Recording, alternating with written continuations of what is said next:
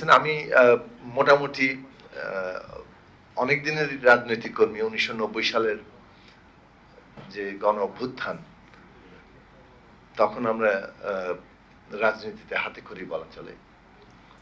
সেই থেকে একজন মোটামুটি সার্বক্ষণিক রাজনৈতিক কর্মী হিসেবে কাজ করছি। বিশ্ববিদ্যালয়ে ভর্তি হয়েও আসলে ঠিকমতো ক্লাসে যাওয়া হয়নি। মধুর ক্যান্টিনে ছিল ক্লাস রুম, কিংবা রাজপথেই থেকেছি। ফলে নানাভাবেই পুলিশ মোকাবেলা করা সেটা একটা নিয়মিত বিষয় ছিল।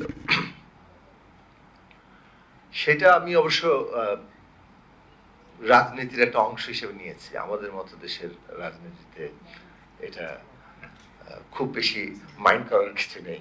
পুলিশ মারবে, কিছুটা ধরবে, মামলা দেবে। 2024-এর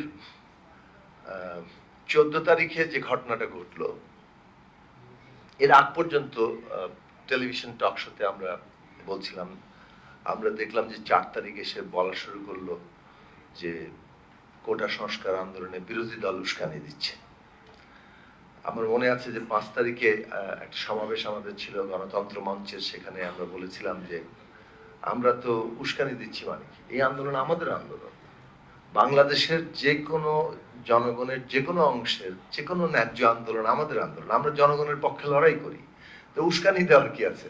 আমরা ভেরি মাচ এই মুভমেন্টে আছি, এটা আমাদের পূর্ণ সমর্থন আছে, এবং এটা একটা ন্যায্য আন্দোলন। এবং এই আন্দোলনে 2018 সালেই ফয়সালা হয়ে গেছিল। আপনারাই এখন আদালত দিয়ে নানান রকম আপনাদের অভিসন্ধি মানুষ ধরে ফেলেছে। যতই আদালতের কথা বলেন, অভিসন্ধিটা হচ্ছে যে এখন 7ই জানুয়ারির পরে আবার বসে গেছি। ওই সময় একটা পরিস্থিতিতে যেটা পরবর্তীতে উনি বলে ফেললেন, রাগের মাথায় উনি করে ফেলেছেন। তো সেইটাকে তারা যে একটা দুরভিসন্ধি তৈরি করছেন আদালতের ঘাড়ে বন্দুক রেখে, সেটা খুব মানুষ পরিষ্কার, ছাত্ররা বুঝে গেছে। ফলে তারা আন্দোলনে নেমেছে, এবং এই আন্দোলন ন্যায্য আন্দোলন, আমরা তাকে সমর্থন করব।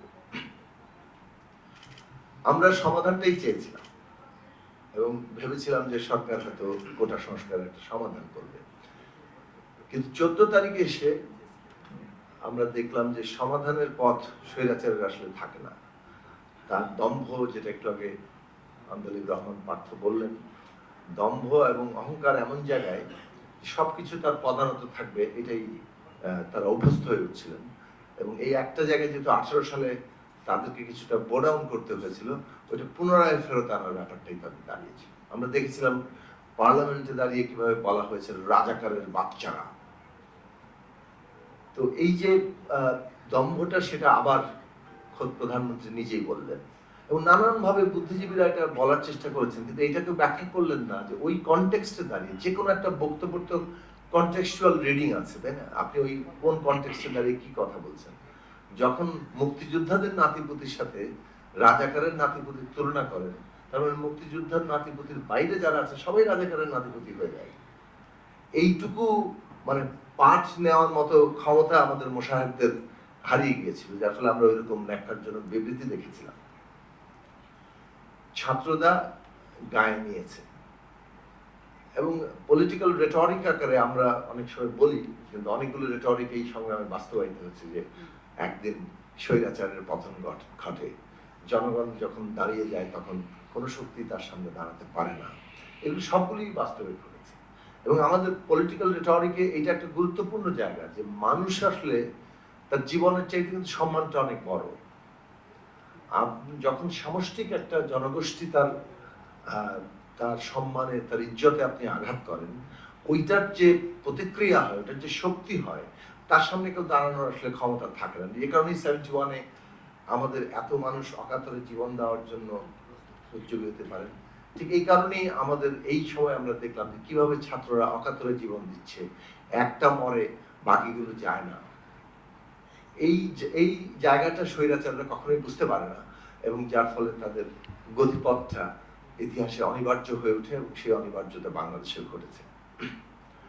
ভয়ের রাজত্ব তারা কায়েম করেছিল, এবং ভয় আসলে সবারই নানানভাবে কাজ করেছে, এবং এটা কেউই অস্বীকার করতে পারবে না। আমাদেরকে অনেকেই বলে যে খুব সাহসী, কিন্তু আসলে আমাদেরকেও প্রতি মুহূর্তে ল্যাঙ্গুয়েজের ক্ষেত্রে নিজেদেরকে সেন্সর করতে হয়েছে, নানান ধরনের বিবেচনার জায়গা আনতে হয়েছে। আমার মনে আছে আমরা 2014 সালে আমাদের পার্টির পক্ষ থেকে আমরা স্লোগানটা তুলেছিলাম, সংকটের সমাধান গণতান্ত্রিক সংবিধান। সংবিধান নিয়ে আমরা আমাদের প্রতিষ্ঠাকাল থেকেই কথা বলি, টেলিভিশনেও বলেছি, টক শো যখন থেকে করি তখন থেকেই এই কথাগুলো বলছি। কিন্তু একটা মানে এই বিদ্যমান সংবিধানটা দিয়ে যে হবে না, এটাকে মানে এইটার ক্ষমতা কাঠামো অ্যাবসলিউটলি স্বৈরাচারী, কিন্তু তারপরেও আমাদেরকে কিন্তু একটা ডেমোক্রেটাইজ করার কথা বলতে হচ্ছে। এই জায়গাগুলো এসছে একটা সবাইকে নিয়ে কিংবা বাস্তব পরিস্থিতির মধ্যে আপনি কতদূর পর্যন্ত র্যাডিক্যাল হবেন সেটাও আপনাকে পরিস্থিতি আপনাকে অনেক সময় নির্ধারণ করে।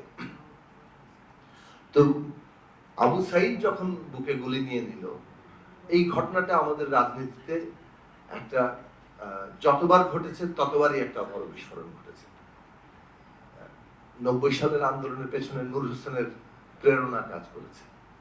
জেহাদ যখন মারা গেল সর্বদলীয় ছাত্র ঐক্য, ডক্টর মিলান যখন মারা গেলেন, তাকে হত্যা করা হলো, তখন কিন্তু আর এই বিস্ফোরণ ঠেকে রাখা গেল না। কারণ একটা কোনো কোনো মৃত্যু একেবারে পুরো জনগোষ্ঠীকে একটা আবেগীয় বন্ধনে নিয়ে আসে, যেটা 16 তারিখে ঘটে গেল। ওইটা যে জমিনের উপরে, এখন এটা তো ঠিকই যে একটা কোটা সংস্কার আন্দোলন কিভাবে এই জায়গায় পৌঁছালো, দাবিটা তো কোটা সংস্কারই ছিল। এমনকি 3 তারিখ পর্যন্ত এক দফায় পৌঁছায়নি, এক দফায় পৌঁছেছে কিন্তু 3 তারিখে আমরা অপেক্ষা করছিলাম। এমনকি আমি নিজে যখন 18 তারিখের পরে ইয়ে করা হলো, সংলাপের কথা বলা হলো, তো ছাত্ররা কখন মানে এই সংলাপ প্রত্যাখ্যান করে সেটার জন্য অপেক্ষা করতে হচ্ছিল। আমরা নিজেরা স্ট্যাটাস দিয়েও পরে ভাবলাম যে ছাত্ররা ডিসাইড করা উচিত, কারণ আন্দোলনটা ওরা নেতৃত্ব দিচ্ছে, তাদেরকে ইম্পোজ করাটা বোধহয় ঠিক হবে না, কারণ পুরো আন্দোলনের জায়গাতে তারা আছে। তো এইটার বিষয়টা আমার কাছে খুব গুরুত্বপূর্ণ মনে হয় যে একটা মানে মৃত্যু কিভাবে সমস্ত জনগোষ্ঠীকে ঐক্যবদ্ধ করে ফেলে এবং তাদের পুরো জিনিসটাকে ভেঙে দেয়। এখন এই কোটা সংস্কার যে একটা এক দফার আন্দোলনে পরিণত হলো, এর পেছনে কিন্তু 15 বছর 17 বছরের সংগ্রামটা আছে, বহু মানুষের বহু দিক থেকে সমালোচনা আছে। আমার মনে আছে ডক্টর বদিউল আলম মজুমদার 14 সালের ওই নির্বাচনের আগে বলেছিলেন যে আমাদের একটা নতুন সামাজিক চুক্তি লাগবে, যদি আমরা এই ধরনের নির্বাচনী ব্যবস্থার দিকে যাই, সমাজটা কিন্তু একটা নানা ধরনের এই পলিটিক্যাল সলিউশন না থাকলে উগ্রতার দিকে অগ্রসর হবে। এবং এই যে ডেমোক্রেসির জন্য বারবার বলতে থাকা রাজনৈতিক উত্তরণে আওয়ামী লীগকে স্টেক হোল্ডার হিসেবে আমরা আহ্বান জানিয়েছি, তারা ওই পথটা আসলে অনুসরণ করতে চান নাই, না করার পরিণতি আজকে তাদের জন্য হয়েছে। এখন এটা কি সম্ভাবনার জায়গায় নিয়ে যাবে? ছাত্ররা যে অগ্রণী ভূমিকাটা রাখলেন, একটা বিপ্লবী সম্ভাবনা সৃষ্টি করলেন, সেটা আমরা মনে করি যে একটা কনটেক্সটের মধ্যে এই সম্ভাবনাটাকে আমাদের বাস্তব রূপায়নের চেষ্টা করতে হবে। কনটেক্সটে হচ্ছে এখানে রাষ্ট্র প্রতিষ্ঠানগুলো আছে, পলিটিক্যাল পার্টিগুলো আছে, সমাজের বিভিন্ন স্টেক হোল্ডার আছে। এখন বিপ্লবী সম্ভাবনার যে জায়গাটা তৈরি হয়েছে, এটা এই স্টেক হোল্ডারদের যে ইকুয়েশন, সমীকরণ, এটার বাইরে কিন্তু ঘটবে না। প্রথাগত বিপ্লবের মতো একটা অর্গানাইজড ফোর্স একটা শক্তিকে পরাজিত করে দিয়েছে এবং তার স্থলাভিষিক্ত হয়েছে। ব্যাপারটা কিন্তু এইভাবে ঘটে নাই। আপনি একটা বিদ্যমান কাঠামোর মধ্যে একটা সরকার গঠন হয়েছে, সবাই সেটাকে সমর্থন জানিয়েছে, কিন্তু এর মানে এই নয় যে আপনি একমাত্র ডিসাইসিভ ফ্যাক্টর। তাহলে আমাদেরকে একটা গণতান্ত্রিক পদ্ধতিতে একটা বাহাসের মধ্যে দিয়ে যেতে হবে এবং সবগুলো পক্ষ যাতে এই গণতান্ত্রিক ঐক্যমত্যের মধ্যে থাকে, না হলে আমরা বিপদের মধ্যে, ঝুঁকির মধ্যে পড়ব। এখনো ফ্যাসিস্টের দোসর শক্তি, তার দেশি বিদেশি সমস্ত সমর্থকরা, তারা সক্রিয় আছে এবং এই কারণেই গণতান্ত্রিক এই জায়গাটা দরকার।